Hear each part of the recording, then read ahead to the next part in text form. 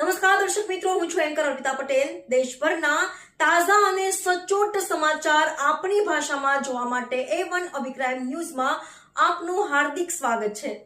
હવે જોઈએ મુખ્ય સમાચાર। ગાંધીધામમાં ગેસની અછતથી હાહાકાર, સિલિન્ડર માટે લોકોની દોડધામ। બુકિંગ બાદ પણ વિલંબથી સપ્લાય, ગૃહિણીઓમાં ચિંતા, તંત્ર પાસે તાત્કાલિક ઉકેલની માંગ કરી છે। ગાંધીધામ શહેરમાં છેલ્લા થોડા દિવસોથી ઘરેલું એલપીજી ગેસ સિલિન્ડરની સપ્લાય માટે ખોટ પડતા નાગરિકો પરેશાન બની રહ્યા છે। અનેક વિસ્તારોમાં ગ્રાહકોને સમયસર ગેસ સિલિન્ડર ન મળતા રોજિંદી રસોઈ વ્યવસ્થા ખોરવાઈ રહી હોવાનું સામે આવ્યું છે।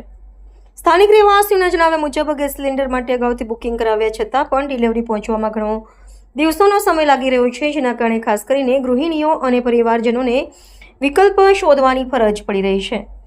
ગેસ એજન્સી તરફથી મળતી માહિતી મુજબ હાલ સિલિન્ડરની આવક મર્યાદિત હોવાથી વિતરણ પ્રક્રિયામાં વિલંબ થઈ રહ્યો છે। પરિણામે શહેરના અનેક વિસ્તારોમાં ગ્રાહકોને રાહ જોવી પડી રહી છે।